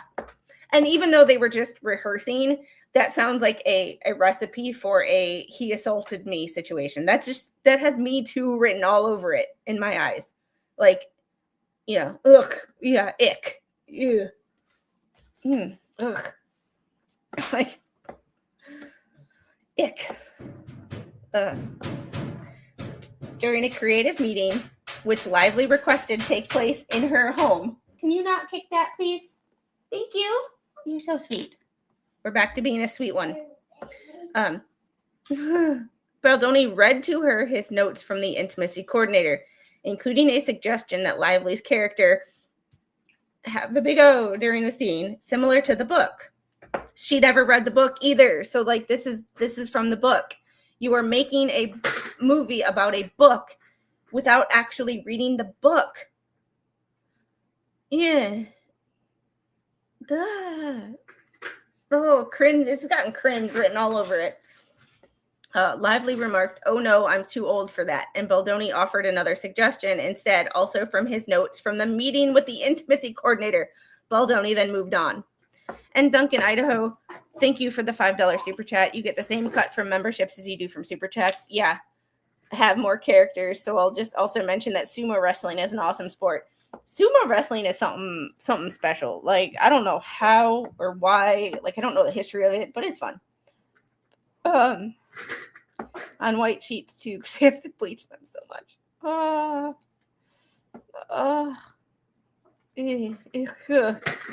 Yeah. Lively's later complaint, reading is key to this. Complaint sheds light on what this point was alluding to in this demand, which at the time was baffling, and upon review of the filmed evidence is unequivocally based on a lie. Production was filming a romance montage. No, you can't have my phone. Of Lily and Ryle on their date. One of the producers played music to set the mood so the characters could slow dance. Lively, consistently unable to take direction. Oh, shocker, a diva unable to take direction from a director. Insisted she really liked the ideas of the characters constantly talking because, as she described, she and her husband like to keep talking and talking and talking. Oh my God. This is a fact that I didn't need to know, but it brings up something that, yeah, oh no is right. How about we don't do that?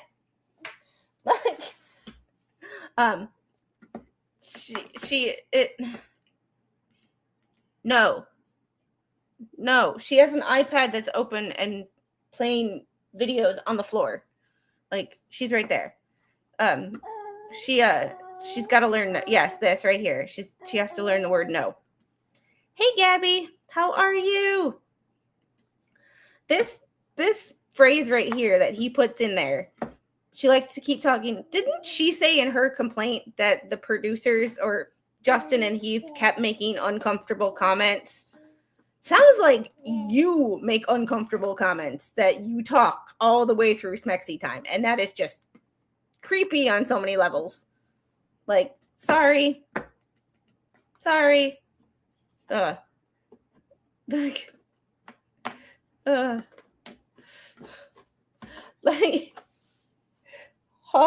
This is just uncomfortable. Baldoni, her director, and the film's assistant director, who was directing the scene, disagreed. In an attempt to encourage her to take his direction, Baldoni offered up that he and his wife often just look into each other's eyes silently, to which she responded like sociopaths and laughed. Oh, sweet Jesus. Baldoni laughed and shook it off while Lively once again started talking about she and her husband can't not talk. Baldoni said, "I think that's cute," and complimented the couple, to which Lively responded, "I think it's more than cute. Creepy. And Carmen, thank you again for the 20 gifted Squid Pro Quo memberships. Welcome to Tentacle Nation, y'all. And the names just keep on coming. Hi. 81. Haha, now you're stuck. Lindy, Senpats, Rachel, Victor, Joe watching, P Tiger 81, Don Burke, Cat MC, Jimmy Lynn, Dan Foyle, Anna Corinne Johansson, and if I'm butchering these names, I'm sorry. Janet Shervant, I'm sorry. Daryl Yelly, I am the mom, Gayla Bird, Rhonda Sire, Tomato 1016, Tamara Landon, Chet Collett, and Nana Misty. Y'all are awesome. Carmen going all Oprah. You get a membership, and you get a membership, and you get a membership.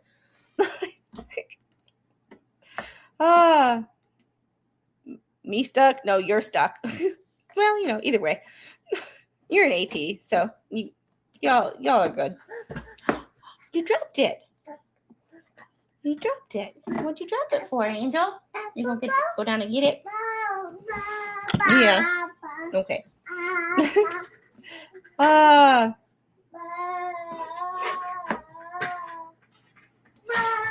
Yeah, she's got you in her claws now, and you're going to hear all about how she is, and you better act like it's amazing to hear. It's way more than cute. How dare you? It's cringy. It's cringy. And that's all based on if this is true, but it sounds like a lot of projection. No, ma'am, you're not opening those markers. I'm sorry. Here, you can have these. I have page markers that are like fake news and bogus and fiction. And you can have these. Yep, you can have those. But you're not playing with markers today, especially under my desk.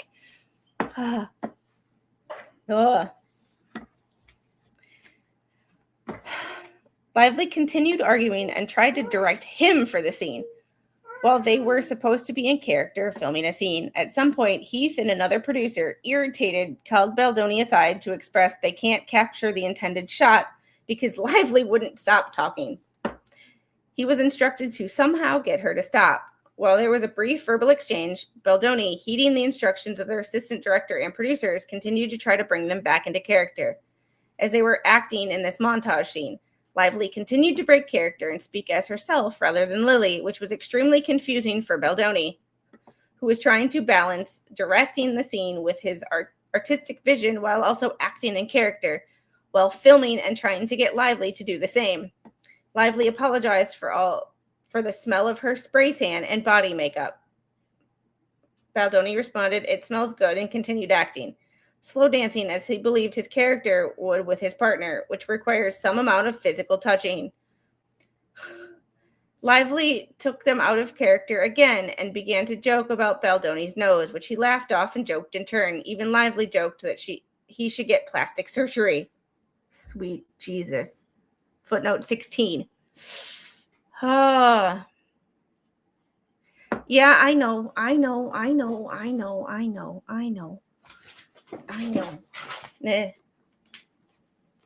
Angel, what are you doing? Okay. Hi.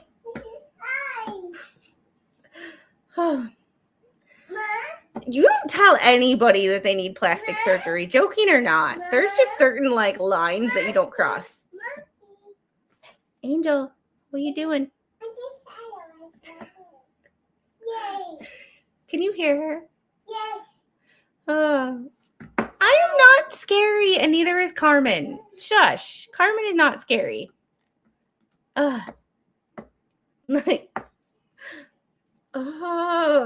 is uncomfortable. Lively incorrectly alleges that this scene was filmed without sound. Baldoni was wearing a microphone, and the entire exchange is captured on camera. I mean,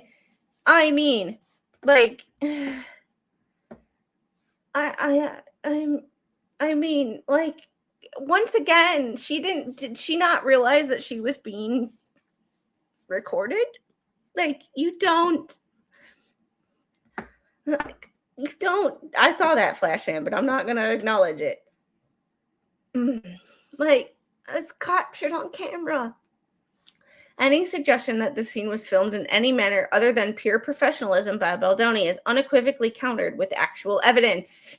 I like evidence. I don't believe people. I believe evidence. Her allegation of harassment is documented and knowingly fabricated lie. Moreover, it was Lively who engaged in unchoreographed kissing scenes. One scene, again captured on camera, exhibits Lively pulling Baldoni in to kiss her. It is clear Lively was initiating unchoreographed kissing. In one take, she pulled Baldoni in and kissed him once, in another twice, then the number of kisses entirely initiated by Lively, changed at her whim. Baldoni, as a professional actor who, among other roles, played the lead's love interest in television, Jane the Virgin, for 5 years, is, like most actors, accustomed to rehearsing or filming scenes multiple times, often with variations without needing permission while in character.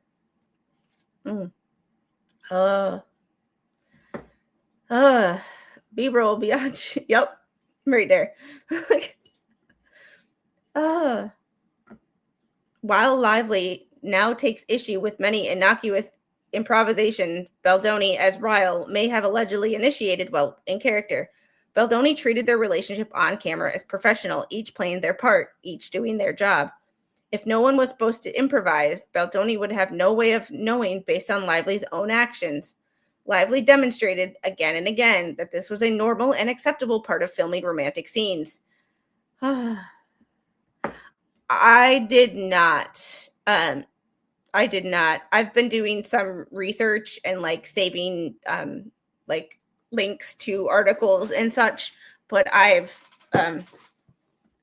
y'all know how I roll. I like to read what is in the lawsuit before I do any independent research so that I can judge based on my impressions whether I believe what's here before I see any evidence. Because I think people can be truthful or lying based on their writing styles and how easy it is to read. And it seems like, in my observation, the more of these that I've read, the more difficult to read, the less truthful the information. It's like a book. If it reads easy, it's probably well written and true. If it's difficult to read, there might, and lots of skipping around, it might not be 100% accurate. And this is reading pretty easy. And it just sounds like there was a lot of projection. She accused him of doing what she was doing, which is kind of the feminist playbook. Y'all know me. I'm all for equal rights, not special treatment. No one should get special treatment based on what they look like or what they have between their legs. Like, I am all for equal rights, not special treatment. So, but that's a whole nother can of worms that we don't want to open right now. And not good with names. Thank you for the one gifted Squid Pro Quo membership. And who did that go to? Who did it? Morak 101. Flash fan, we're gonna work on it. We're gonna work on it. Squid Pro. Everybody has an equal right to feel my wrath. Yeah, we'll go with that. That sounds about yeah.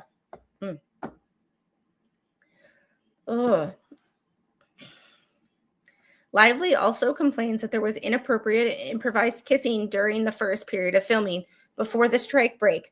But in fact, the only 2 kissing scenes filmed during the initial filming period were both scenes that included kisses as written in the script. These scenes were not improvised, and footnote 16 was Lively alleged Baldoni inappropriately commented on her physical appearance. It was the other way around. Oh, footnotes. I love footnotes.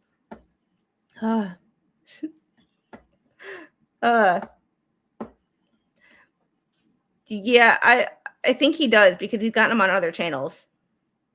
Yeah, YouTube is being an asshole and won't give Flash Fan a membership. Point 4, no physical touching of Lively, including hugging or comments on her physical appearance, except in connection with the character and or scene work, not as to Lively personally. I'm really enjoying the breakdown of each of these because it shows what she wanted and then what was actually happening. To be clear, none of the named parties touched Lively when not in character, especially not in the manner suggested. While Baldoni and Wayfair clearly agreed that co-workers should respect physical space, Lively's constant confusion of references to her character as played by Lively as opposed to Lively herself became problematic and interfered with production. This was caused in large part to Lively's persistent desire to direct and inability to accept direction. A diva. I'm sorry, but she's becoming more and more of a diva. Like, I thought she was a diva before, but like she's becoming more and more of a diva with each passing paragraph. Like, yeah, we're having like a membership war. For example, her allegation that Baldoni inappropriately called her sexy was in fact a reference to a scene where everyone was wearing onesies, but Lively was covering her onesie with a big coat. Baldoni, her director, asked that she take off the coat so that her onesie would be visible in the scene. Footnote 17. Baldoni said it will be hot as it was 90 degrees in the small bar with no air conditioning. Lively mischaracterizes this in her complaint. And mischaracterizing things, like, I hate to bring it back to the fact that she was 4 months postpartum, but you can easily mischaracterize things when you are, like, I don't want to blame it all on hormones because I feel like the world blames everything that a woman does on her hormones, and I think that's wrong. But there are some instances where your hormones can affect the way you interpret things. I mean, like, it can affect how the way you interpret and internalize someone's, like, that's why they joke about, or women joke about PMSing, because your hormones are elevated and it's so, like, it will be hot, take off your coat. Like, 1, your outfit needs to be seen in the scene. 2, it's 90 degrees and no air conditioning. Like, mischaracterizes this in her complaint as Baldoni referring to her personally as hot, using the slang meaning of the term. No, hot as in temperature, like 90 degrees. It's hot. It's hot. Using the slang meaning of the term. Given that Lively herself had earlier expressed to him that she wanted her character's wardrobe to be sexier, Baldoni encouraged her to accept direction by saying it's sexy, meaning that without the big coat, the wardrobe was sexier, as Lively had said she wanted it to be. Lively took this personally. She was unable to take the direction, later alleging his behavior was inappropriate regarding her self-chosen wardrobe, stating that's not what I'm going for. Baldoni, recognizing that she may have taken his direction personally and appeared offended, apologized more than once. His statements were immediately followed by his gesture that she had something in her teeth, and for a request for someone on set to get her a toothpick. This exchange, all of which is captured on camera, holy crap, demonstrates how ludicrous and deliberately malicious Lively's allegations are. The footnote is, this is documented on camera while filming. Ho, ho, ho. Like, not good with names. Thank you for becoming a member of Tentacle Nation. And Duncan, Idaho, thank you for the 1 gifted Squid Pro Quo membership. We are having a membership party. And hey, Island, how are you, my friend? How are you doing? Like, blaming this all on her hormones is gracious, because otherwise she's just lying. I think, like, I believe, because we had this conversation kind of when I was reading the other one. I've literally cried over spilt milk. I cried at a Doritos commercial, and I don't remember which commercial. I don't remember why. I just remember crying and Doritos being involved. Looking back, it's like, holy crap, was that absolutely ridiculous? Yes. Was crying over a spilt bottle of breast milk the worst thing that could happen in the span of my life? No. But at that time, it felt like this huge, overpowering thing. So for her to mischaracterize things and take things personally could legitimately be the fact that she was 4 months postpartum and breastfeeding. I do think that she's lying too, but trying to give her the benefit of the doubt, I believe that this could be all her hormones taking it out of, and the fact that she probably has a female attorney. And the females around her being feminists as well, hyping her up and hyping this up. And hey, Tomato 1016, how are you? It means a lot. Today would have been her 39th birthday, but we lost her years ago to medical malpractice. Oh my goodness.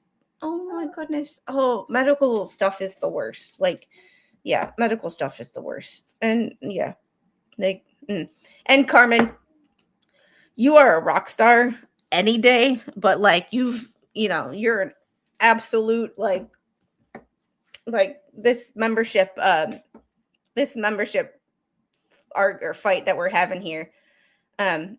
Like we're going, and all the names that came out, I can't even like oh, King Paco, when the woman has her thing, run, everybody run. No, but with all the new members, I am going to be doing more members content. I think this Thursday I'm doing a membership live with Musi. Emotional support Doritos. Yes. Squid, look at chat. Yeah, I saw. I can't name off all the, like, I want to name off all the names, but like there's a lot of them. There's a lot of them. Like, y'all are awesome. Carmen, you are awesome. Everybody who's gifted memberships today and everybody who became a member today. Like, oh, it's and Carmen, thank you for the $2 super chat. Carmen wins the war. Yes, she does. Like, Carmen is the best. Yes, Carmen is the best. Like, and hey, Janet, and I'm sorry when I was reading off the names, I'm sure I mispronounced your name, and I apologize. I apologize so much. In your settings, there should be a gift membership. If I can look at it later, I will, and I'll mention it on the next stream. I'm honoring my mom by inventorying my 400 tomato plants. I couldn't keep one tomato plant alive last year. I couldn't keep one alive. But in that frame, I also had a toddler deciding that she wanted to play in the pot that I had the tomatoes in. They were not buried in the ground, so that's another problem. And the fact that they went through 2 hurricanes. Yeah. Now to just get slug on board with the bet. I'll text him later. All right. Oh, and to all the new members, welcome. I hope you enjoy it. Let's get back into this. And now the little, oh my goodness. The little is putting all those paper things, those little, like the ones that say fake news and all that. She's putting them through my 2 monitors.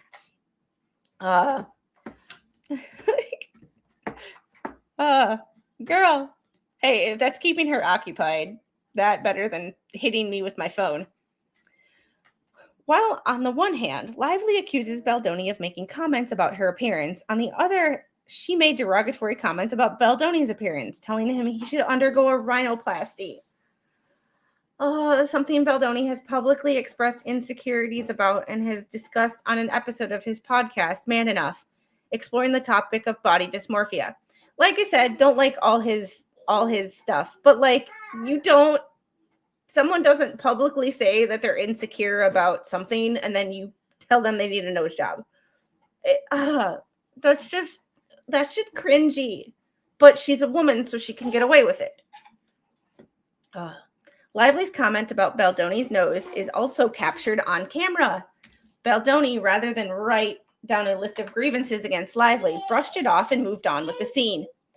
Baldoni's sincere dedication to what he has repeatedly described as holding himself accountable as a man was being used against him, just as Lively is attempted to do now, to characterize his sensitivity to her personal reaction to his creative direction, which was not only innocuous but well-intended, is malicious. And I agree.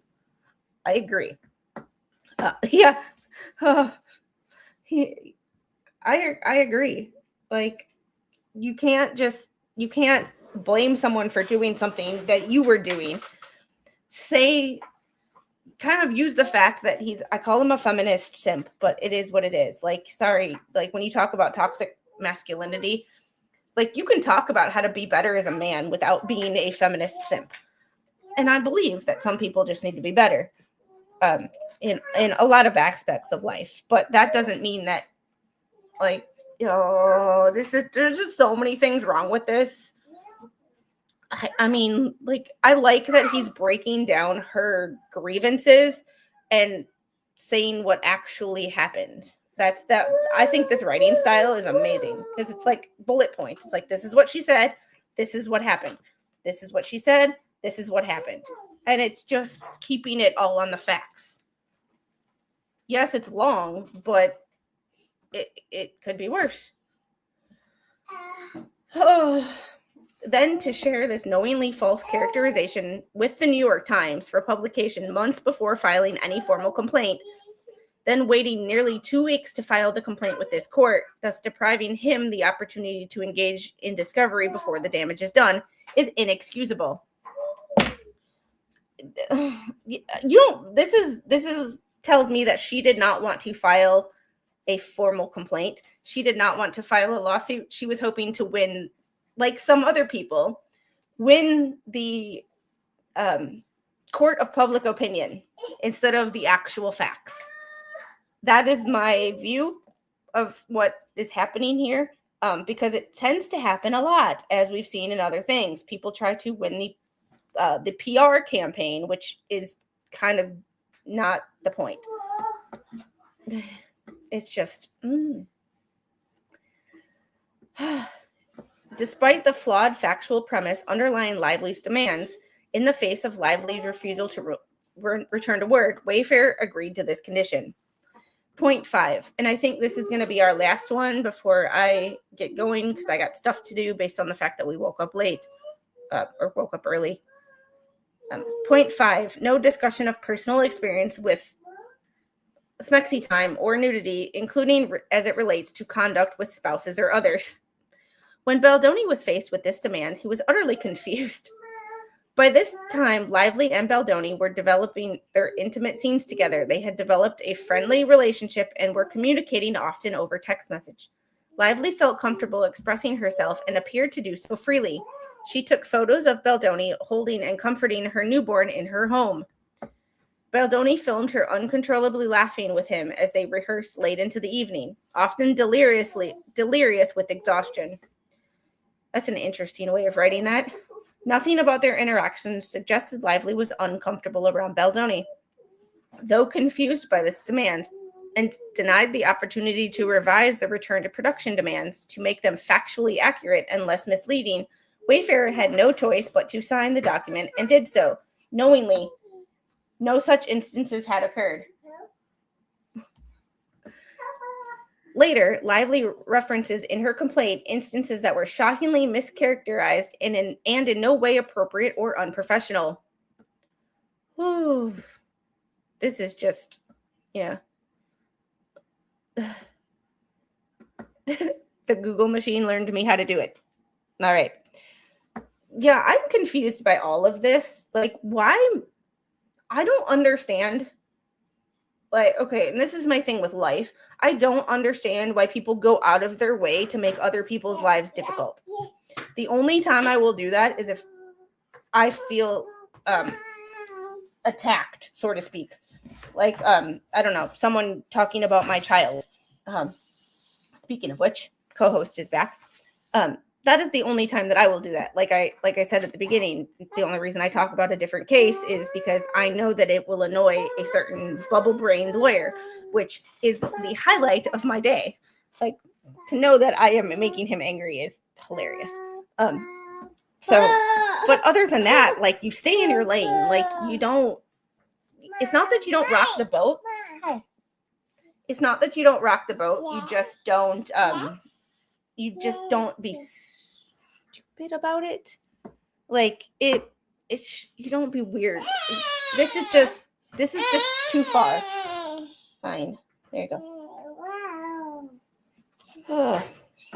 For example, in a response to a proposal from the intimacy coordinator that Baldoni's character Ryle, not after he satisfied Lively remarked, "I'd be mortified if that happened to me," personalizing the character's sexual act. Baldoni, following Lively's lead in what he understood to be an attempt to connect with and develop their characters, remarked that those have been some of the most beautiful moments between himself and his wife.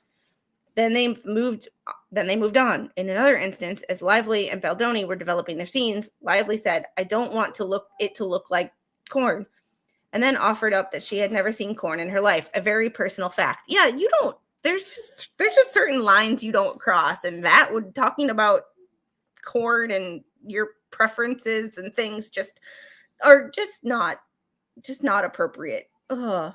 Yeah. Nope. By doing it, they make themselves feel better about their wretched lives. Same reasons bully how to put themselves higher than others. It's for power. Yeah, and I just don't like to give people power. It's like no one takes my power away from me. Like it's yeah. Just weird. And it sounds like she brought it up first. He responded, and that's the problem. Not that she brought it up first. That he said anything at all.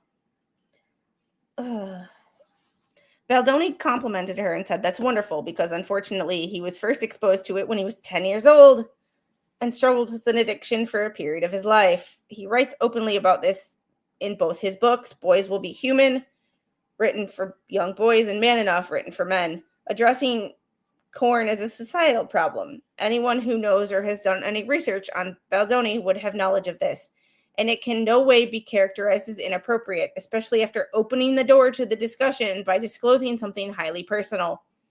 At every turn, Baldoni was entrapped. Moreover, Heath, who had nothing to do with this exchange, has never had an addiction or even mentioned corn in Lively's presence, was false and knowingly lumped into this accusation.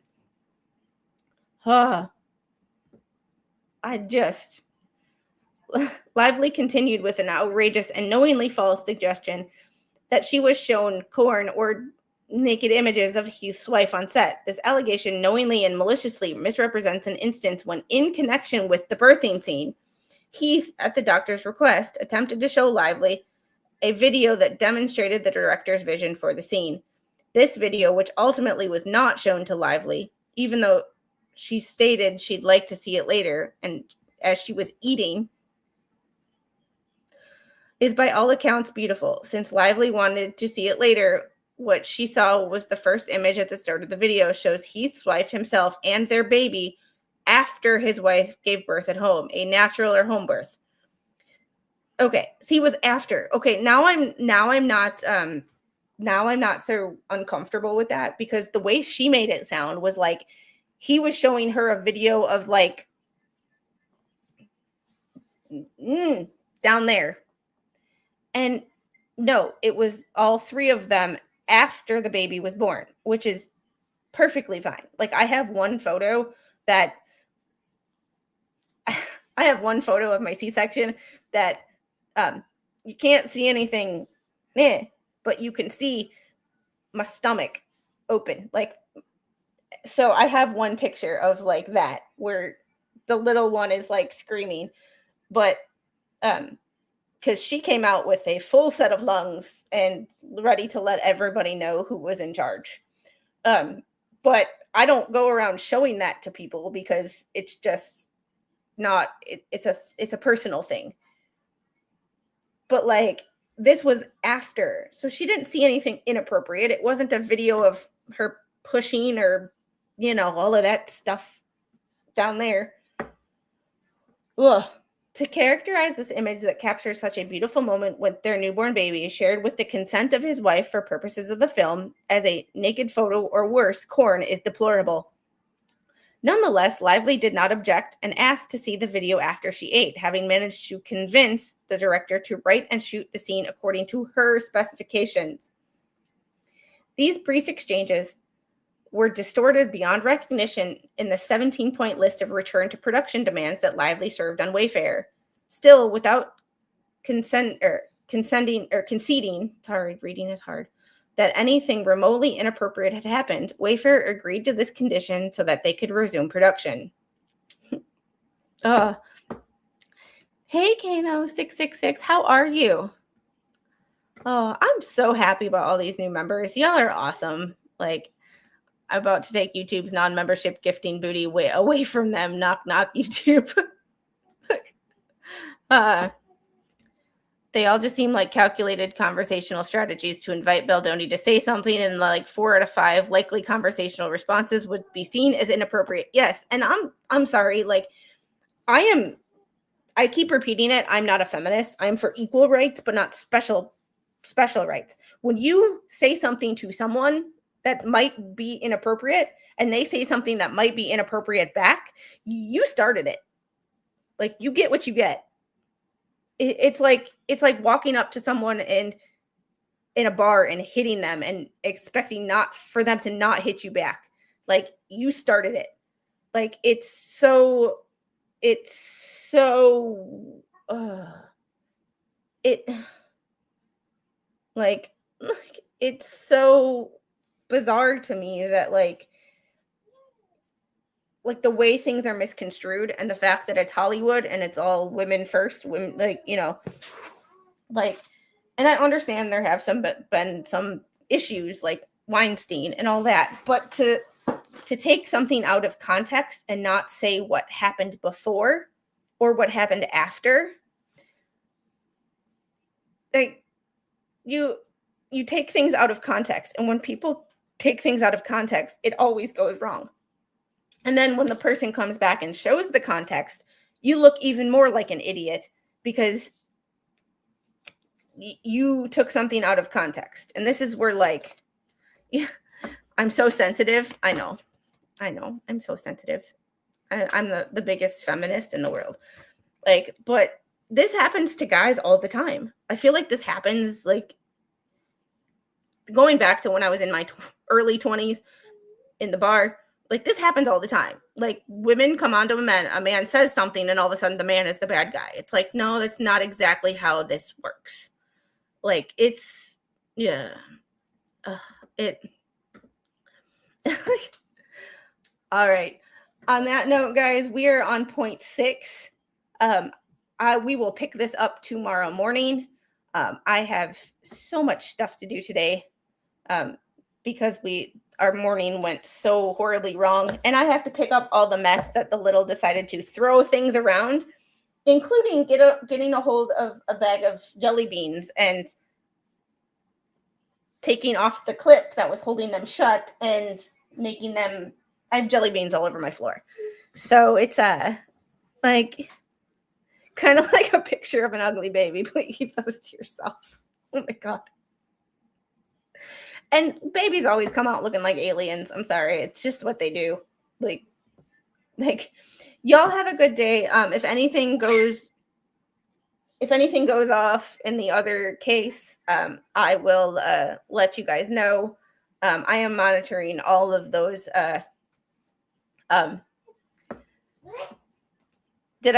Before you go, did I see the video of the cop that killed the judge in Kentucky, Mickey Steins? Which video now? I saw we talked about all his the footage on a live stream a long time ago. The body cam footage. We did also talk about the fact that he's pleading insanity. So I haven't seen anything recently. Oh, BBB actually got served. Like, it's how'd that happen? Oh, I can't wait for the response to this. The live cam from the rooms. I did see the one where he took a wireless hole puncher.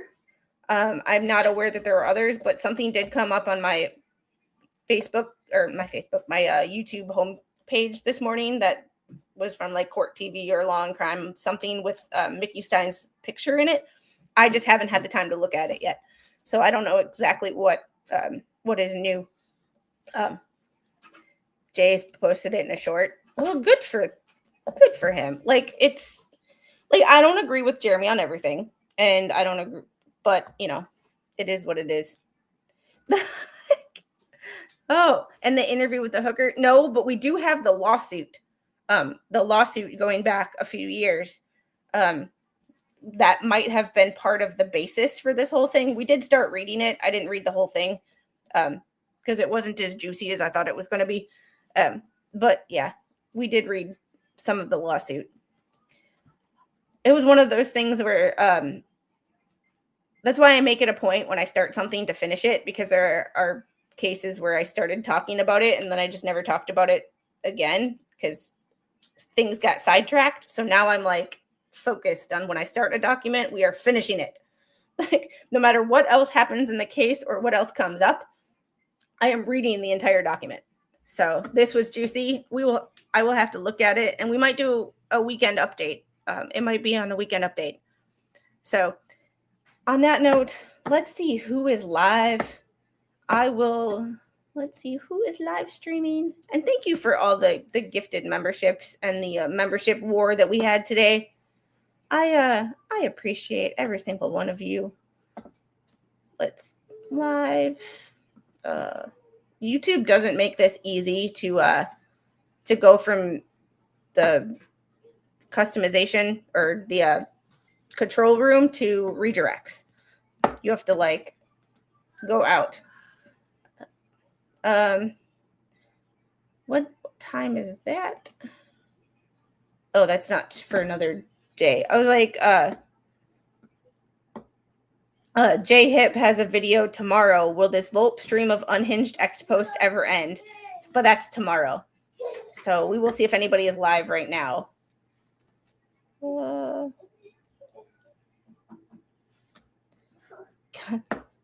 will be live in about 50 minutes. Let's see if anything comes up.